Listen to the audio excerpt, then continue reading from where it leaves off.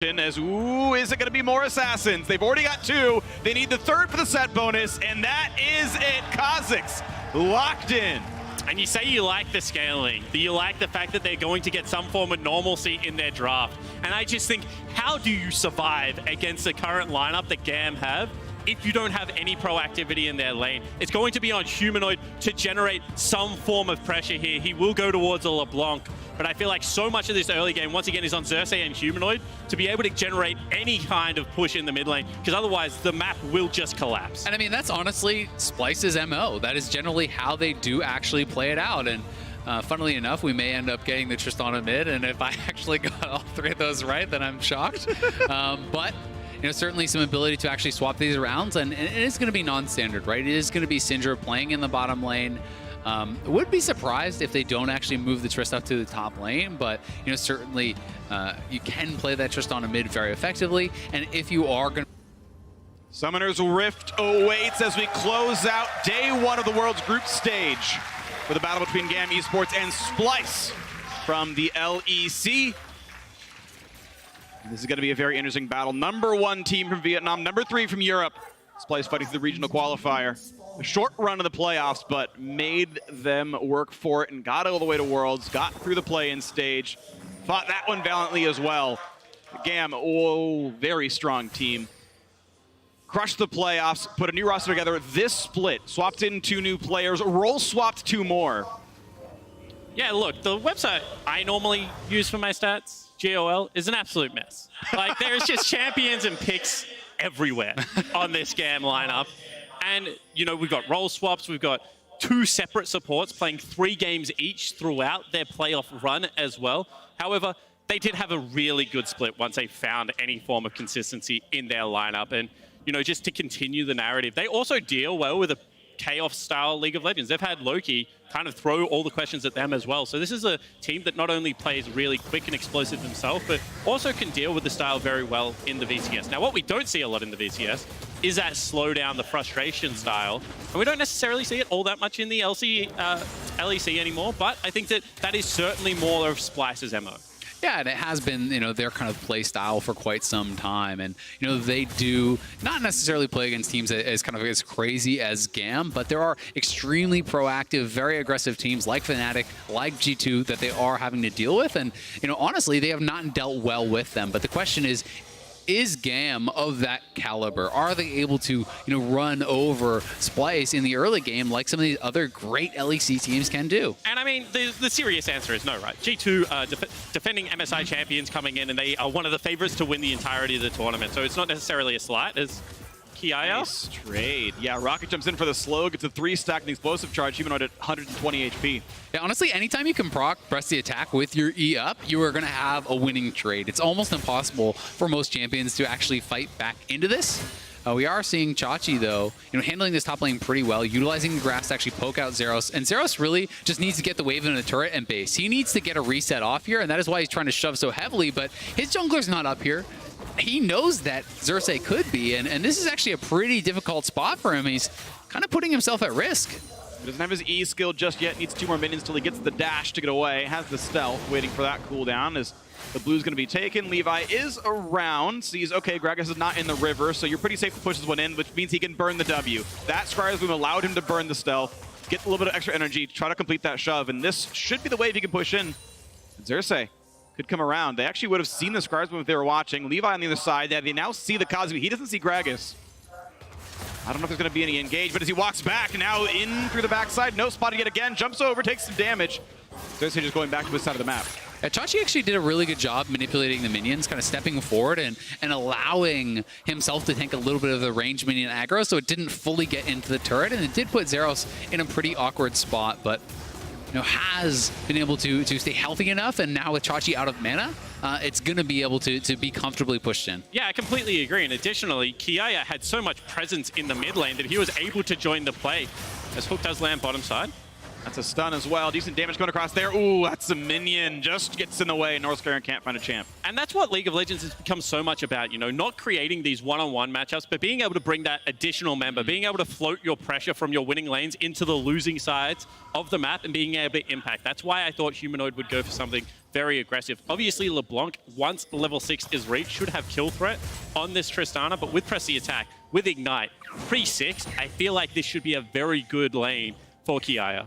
It certainly can be, and honestly, even post-6, if you're willing to itemize for the matchup, go for things like an early Hex Drinker, it can be difficult for LeBlanc to actually have enough damage to fully push through that shield, you know, until you are kind of further on into the game. And even on top of that, he's running Bone Plating, right? He's got some defensive, you know, stats in here as well. 40 magic resist, has the, you know, the 1 rune and the MR as well. So, you know, decently poised to survive a lot of this all in. It is Ignite Trist after all, of course, just mid lane Ignite Trist.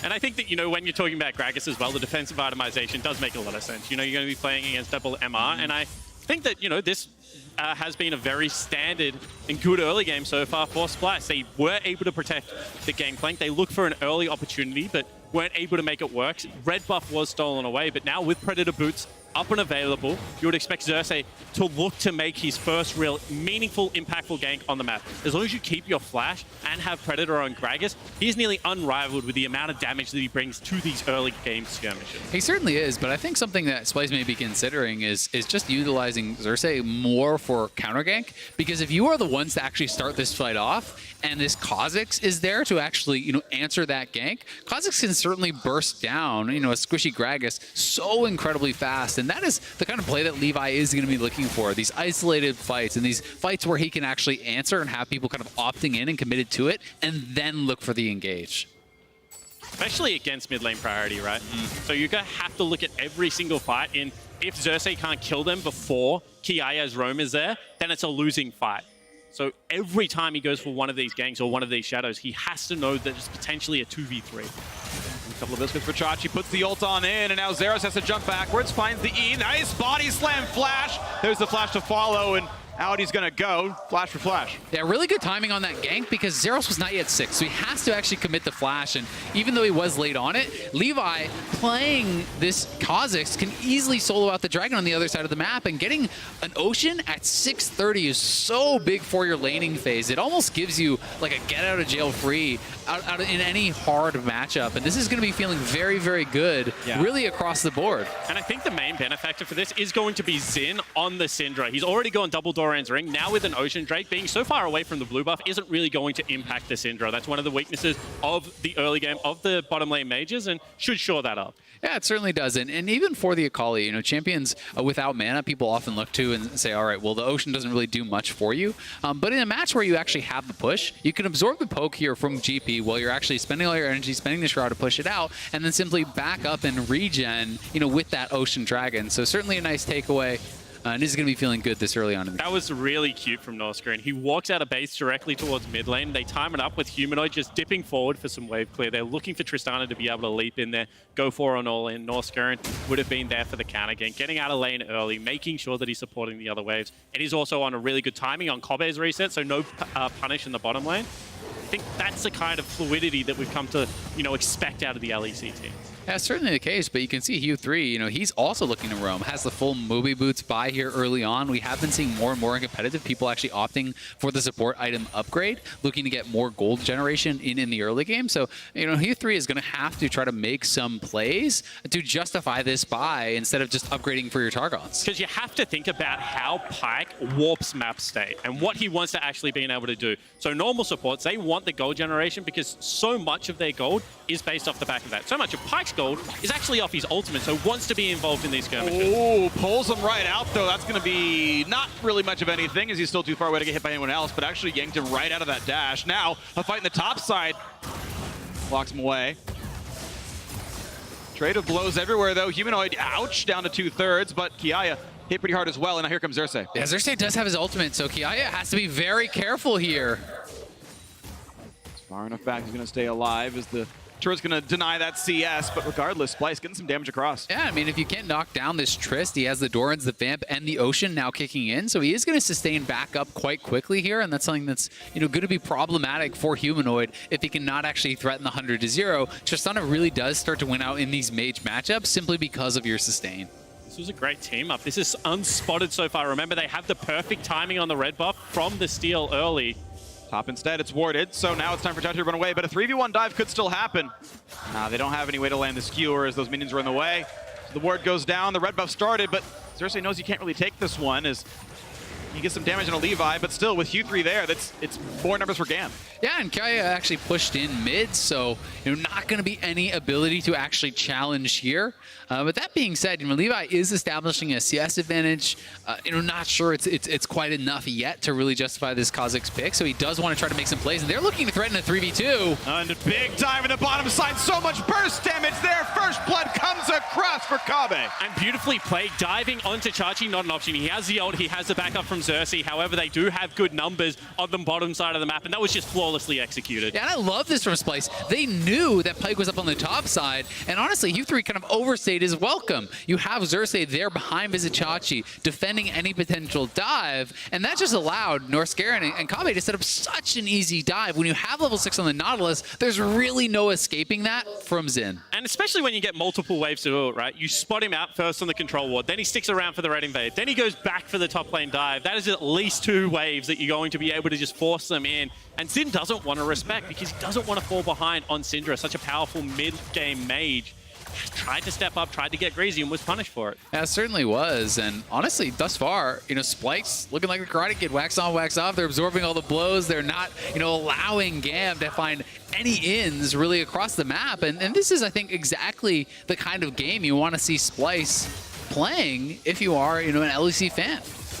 Well, Zeros has to get away from Chachi, who's back to full HP, and push them off. 400, sorry, actually only a 200 gold difference now in this one. And the Ocean Drake doesn't pay as many dividends late game. It pays off in the early laning, which now going a bit Splyce's way right here. Again, that bot lane dive really well done. As we pressed 11 minutes into the game, Mountain Drake spawning in 30 seconds. The Rift Herald already alive. We'll see if someone plays for top side to make that one happen. And this is one of those games that I feel like the Splyce comp, whilst doesn't necessarily outscale, does have a very easy execution philosophy. You just kite back, use all the control of the gangplanks, of the Ezreal, to be able to chunk out your opponent. They can't really start many objectives against you. As soon as you have the chunks there, it's very easy to also go forward on these compositions. So I would expect GAM to try and change something up here. Yeah, I mean, honestly, while there is some pretty good scaling with Tristana and so on and so forth, the major problem for GAM in the late game is how do you start a fight, right? Is Kha'Zix just going to jump in? No, there's incredible engage on the side of Splyce, and when you're the team that gets to dictate when you fight and when you do not fight, that is such an incredible advantage. And between Gragas and Nautilus, you can choose your moments, whereas GAM needs side lane advantages because that is really the only way to kind of force the hand of Splyce. And some tanks that have good engage, hold the thought, don't have terrific disengage. You think about an Ornn. He's not all that great on the disengage, one of the best engage ultimates in the game. However, both Gragas and Nautilus are very good disengage champions as well. So they don't have necessarily the tools to force a fight. Splyce have good answers in response to the tools they do have, like the lockdown guaranteed CC onto something like an Akali. And, they've been able to get control of the map to this point. Now we'll take their first dragon. And speaking of Akali, Zeros is killing a minion wave behind the tier 2 turret up in the top lane, now walking his way down because he had no TP, but he's still not going to be there in time. Mountain Drake will go cleanly over here to Splyce. Zeros is going for farm. He knows Mountain Drake, by the way, is the weakest Drake in the game right now, and says, okay, we'll sacrifice that. I'm going to take an extra minion wave, an extra monster camp here instead, try to be one of the carriers of the side lane, because to your point about engage, 5v5, not going to happen. Yeah, certainly not. And thus far, GAM has not been able to really establish any major advantages. The Kha'Zix has, been kind of left blank here in the early game. And, you do start to get worried here for the Marines. If they're not able to kind of enforce their playstyle on their opponents, are they able to actually match Splyce in team fighting? And that's something that's really going to remain to be seen.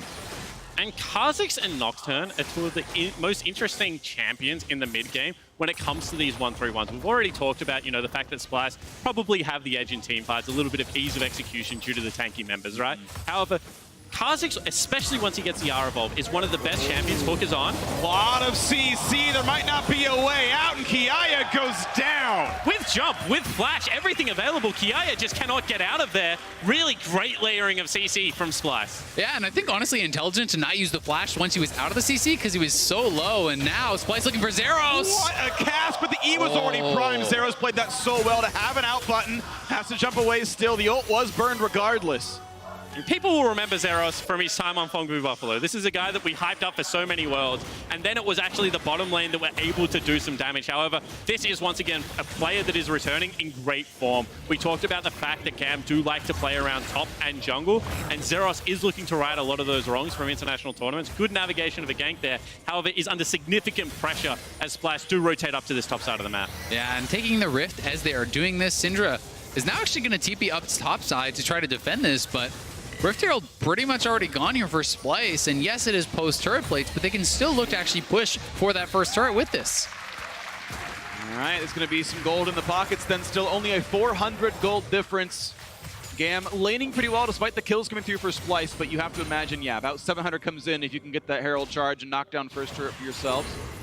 Next Drake spawning is Infernal. That's actually going to require some attention, so that 5-on-5 at about 17 minutes in is going to be a pretty big deal. And this group is now just insane. You know, with J-Team picking up the victory over FPX and Splyce with ease navigating this early game from GAM, which was pretty stock standard, to be completely frank, now really makes you question, you know, what the strengths and weaknesses and how the game is going to play out. It feels like this longer, more extended pressure style of meta that we're seeing at World so far certainly is not in the chaos style of FPX and GAM, which should have been able to throw a lot of this group into big questions. Yeah, it certainly is, and you know, especially with GAM, if they are not, you know, going to be opting into kind of that style, I think especially for them, you know, even more so than FPX, you know, that really was kind of the pony they rode to get to Worlds. FPX did always have, you know, very strong late game team fighting. Obviously not in their first match, but now Xerxes getting found here by Levi and will be pushed out of the jungle, but nothing more than that, and maybe getting collapsed on. Gonna get the blast plant though. He's gonna get pretty far before the knockup comes in. Jumps now as well, but yeah, no one else is in range to chase that one down. No way Kabe is gonna arcane shift over that wall to be isolated by the rest of the squad. So able to jump out in time, but does lose the ult. But once again, that's kind of the first real aggressive move that we've seen out of Levi, trying to look for a kill as opposed to just a buff denial. And it was rebuffed very simply, you know, multiple members heading over, protecting the jungler. And this is what we expect out of Splyce. Xerxes is such a loud voice on the team in their comms, and just being able to ensure that he's not getting punished. You know, sure, he's down CS, but the job of Gragas is very easy in these comps. Yeah, it certainly is. And I mean, I think, you know, though Levi hasn't really been doing much of any fighting, I don't think it's really for lack of a trying, right? You know, they're trying to set these plays up on the top side. They're trying to set up opportunities to actually, you know, go for dives or have a fight at the red buff. Splyce is warding it out. Splyce is actually, you know, sacrificing those buffs and sacrificing those camps when they are not in a position to actually win those fights very intelligently. So they're handling this quite well. See the farm for Levi at least doing quite a lot there. Had about 800 gold over his opponent in Xerxes, and now 900 gold lead for Splyce overall, and he actually senses them in that brush. Kiaya in a bad spot, can't do the damage, but the cask, oh, flash, ignite still enough though. The kill comes through Splyce. 3-0. And Splyce throw everything. There was a kitchen sink in there somewhere as well. Double stack minion wave, Rift Herald going to be dropped, and now the gold lead should start to open up. And I'm pretty sure it was that lane ward that was in the middle of the lane that must have spotted him walking into the brush because he distorted in there. It seemed like he might have had full knowledge that Tristana would be lying in wait, and that is a great kill to grab for them. They have the Rift Herald that still needs to be answered, and they're pushing mid. They're pushing mid, trying to get some damage done. The pull comes in. They still got a decent minion wave, but they're not going to push in the mid lane. Instead, they're going to let that Herald keep pushing to the top side. Now, the attempt, though, is Narskaran takes a bit of damage, and this Drake is alive. It's going to maybe have to be fought for. You can see Levi's on this side, but they are sending Kiaya. No, he went top side, and he's turning back around. He's really wants to fight for this Drake, and I think we'll see top take some damage as a result. No one's willing to play top side. Huge! Oh. Goodbye! A solo kill for Humanoid. He's 3-0. Yeah, sitting 3-0, has the Ludens, has a large rod on top of that, and oh my god. And we said that, you know, if there were two players, hold the thought.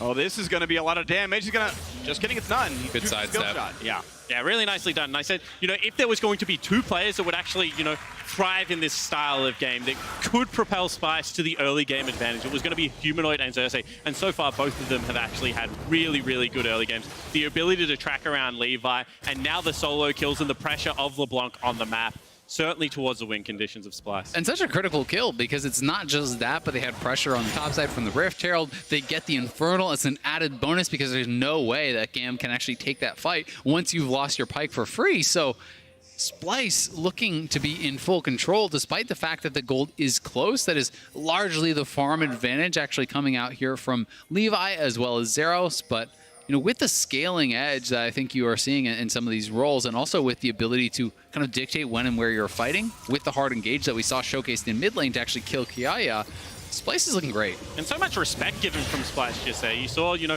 without any members showing on mid lane, back away from the top side of the map. You know, Chachi, just go take yourself a pair of Krugs. I don't need this at this stage of the game. You know, only pushing in bottom lane. A hard split of the map also coming out now from the Splyce lineup.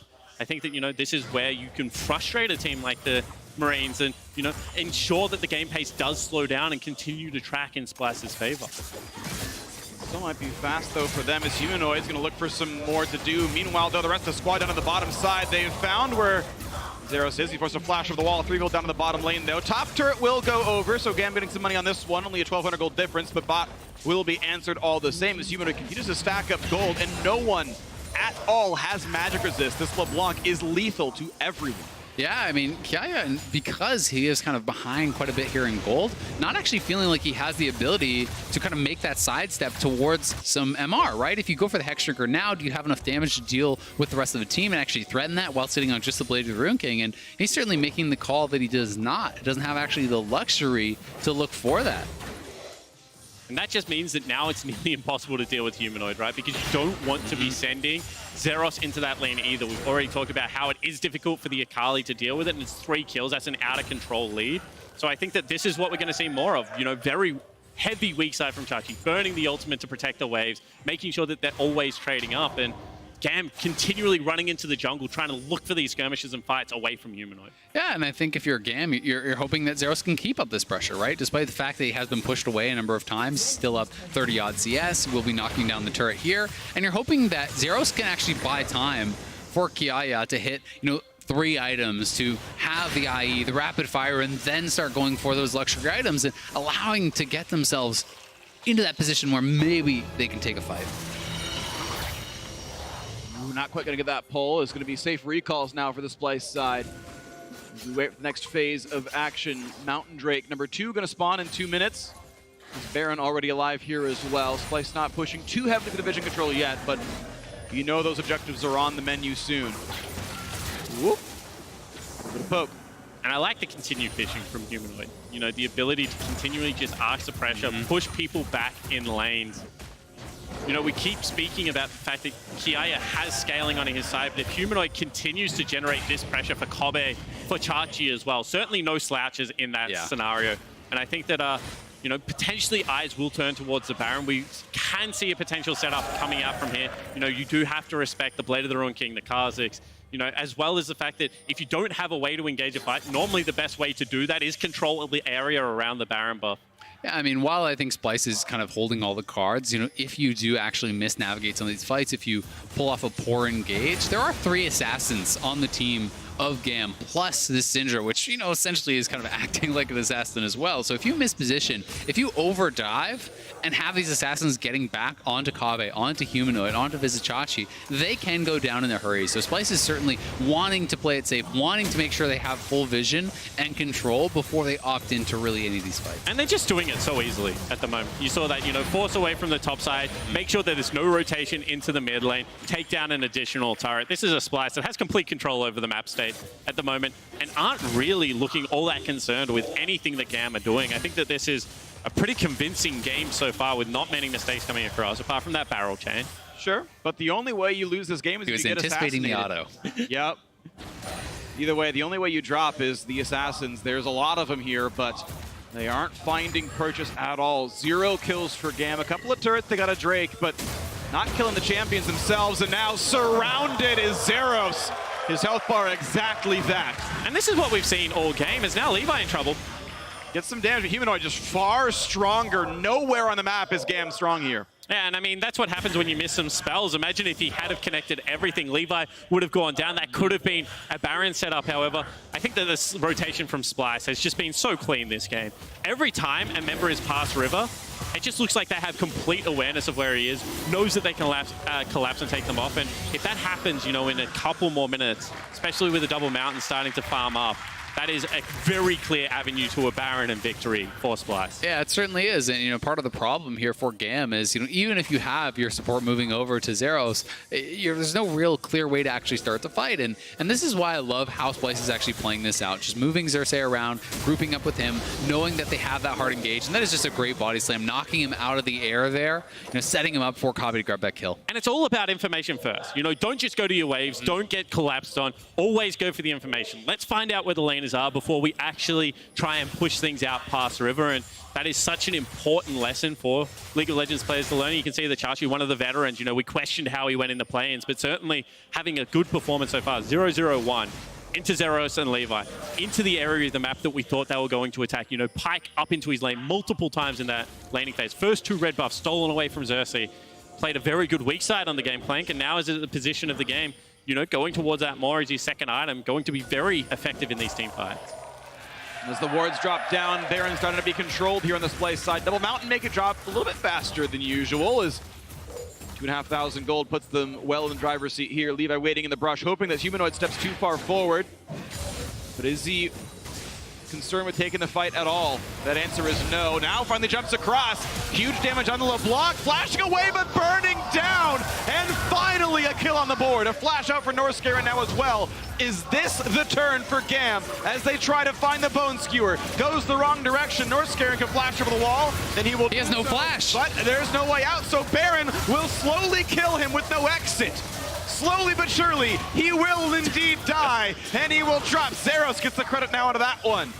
And that is just a huge pick there from Levi. What a play. Utilizing that Duskblade Warrior. Big power spike right here for him right now. And yes, Humanoid is incredibly strong. Yes, he puts out a massive amount of damage, but there's no survivability on this LeBlanc either. And the challenging smite burn there, looking like it was able to finish him off. And this is just Northscaren not able to get out of the back of this pit. Didn't have his flash, and the back spike's just slowly going to knock him down. You can see Kabe flexing his muscles a bit there, though. He's sitting on 3 items and almost able to actually knock down Q3 right there. Yeah, you can see that the funnel of gold into Zeros will continue. They need this Akali to be big, but you mentioned, the ability for Kabe to just sit there, stand and deliver, no real threat. And that's what happens when you're running no frontline versus Ezreal. This is a Trinity Force Ezreal as well that is going to be pumping out so much DPS. And I love to talk about Ezreal the way people used to talk about Athlocks, right? It's about the amount of uptime that you actually have in these team fights. Sure, if you stand and deliver, other people do out DPS him. However, in this ability to navigate, his uptime and his DPS is so damn high. Well, the Baron has been started in Fog of War. Splyce trying to rush it down. Levi is around! But it's going to be Xerxes grabbing the smite. So now with Baron on, this could be a battle. Humanoid trying to kite away. Jumps on, flashed. A lot of damage, but he'll survive with the explosive charge. Humanoid running out. He's going to stay alive. Jumps over the wall. Baron, no death. Splyce get the victory on that. And that was a really decisive Baron take there for Splyce, as Zeros looks to continue the fight. No way in, though. You can see the disengage there, the explosive, not even explosive cast, just the regular barrel for the slow gets the disengage. Yeah, and that is just a great call from Splyce. The confidence to rush it down. They're able to get the secure. Levi not able to steal it away. And the one thing that looked like it was going to go right for GAM in that fight was Kiaya perhaps taking down Humanoid, but he didn't get the Buster Shot off. And I think that was the passive. LeBlanc going into the passive and then losing sight when that Buster Shot would have been the final damage to actually take her down. Yeah, and it certainly looked like the wind-up animation went through, but not the continuation because of exactly what you're talking about now. And we've already mentioned, if you don't have great wave clear, if you don't have the ability to start the fights, how do you deal with the Baron buff? And Splyce recognize that and just march it down mid lane. They trade the mid lane, no problem right there, so it keeps the gold lead pretty solid. The gap was closing, but with Baron picked up, it's stretched right back again, and Splyce will have 2 minutes to work with. Like to drop many more turrets. Already on 4, but they're going to grow that by a couple, you have to believe. Mountain Drake will spawn and be claimed during this Baron buff as well. But wait for that is, yeah, Q3 going to get chunked. And flashes, he wasn't sure he could live through True Shot Barrage. And once again, this is just good fundamental League of Legends from Splyce. Wait until the Kha'Zix shows. Wait until you have eyes on the Akali on bottom lane. Now they're looking to re-aggress. They're looking to cut the minion wave and continue the siege. Yeah, and traditionally you'd say, all right, well, they have someone down in the bot lane. GAM need to engage. But how, right? Unless you can get some sort of a flank, there's not really any way to actually walk straight into these champions. And normally it's flash on someone. But all the flashes are down. They've been fighting and they've been losing. And that means that it's nearly impossible to be able to start these up. Big chunk in the mid lane, down to 1/3. Stun means a little bit, but not a lot, as the cannon minion still charging. Kabe gets the auto attack in. There's another turret going down, and it's already up to 6. 3 turrets claimed during the Baron buff as bot lane was being split pushed by Chachi as well. He has a red buff. Zeros can try to defend him. That's not going to go well either. Yeah, I mean, Chachi now has his Essence Reaver, a big 2-item spike for him. The Death Cap came through for Humanoid. So, you know, these solo laners for Splyce are not messing around, and they are pushing in. This should be their mid inhibitor, you have to feel like, as they can just continually poke away, play it slow. It's on GAM to make something happen, and they just don't have the tools to do so. Yeah, and I feel like that flash... Oh, actually, they go bottom side. It's going to be a 3v1 here for Chachi. Tries to cut away. Ulti still charged. The E in as well. A lot of damage available. Trying to chase. They don't quite get the first slow, but Zeros almost dead. He's burning down. Kave claims it. Flash and a Ruin King, but now he's jumped up by himself. Shut down by one of the assassins. Now the re-engage towards Levi does not have the health bar left. That's the kill picked up. Northscram pops a stopwatch. The team must disengage, but they've got the rest of the squad coming around. Xerxes explosive casts back in Zen, and he a second kill in for Humanoid, and it's only Hu3 left alive. Only 1 kill, and it means the push can continue into the bottom lane. And Splyce just wiped GAM off the map. That was one of those chaos-style fights. However, everyone from Splyce on the same page. They wanted to rotate, they wanted to fight, and they will take game 1. Splyce absolutely the better team. This group looking like Splyce going to be the ones to watch for now. They will grab the first win of the group stage for the LEC. They will strike down GAM Esports in their first matchup, and we end the day with the European team winning on home soil.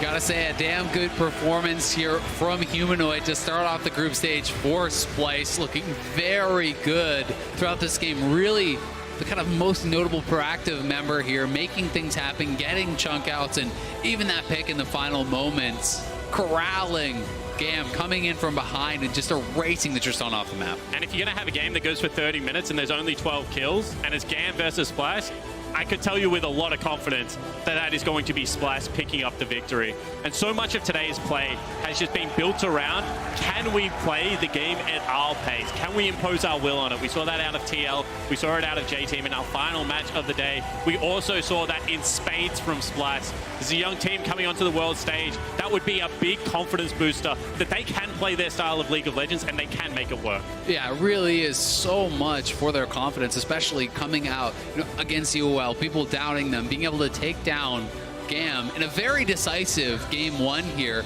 and having seen FPX just fall to J-Team, you've got to be feeling this place, hey, we could win this group. Yeah, which is pretty incredible. We knew that the group was likely to be wide open from the second place perspective, but I mean, Splyce handled GAM first of all, so if there's not some way back in for that one, this seems like a matchup that'll repeat itself. Handedly the better squad.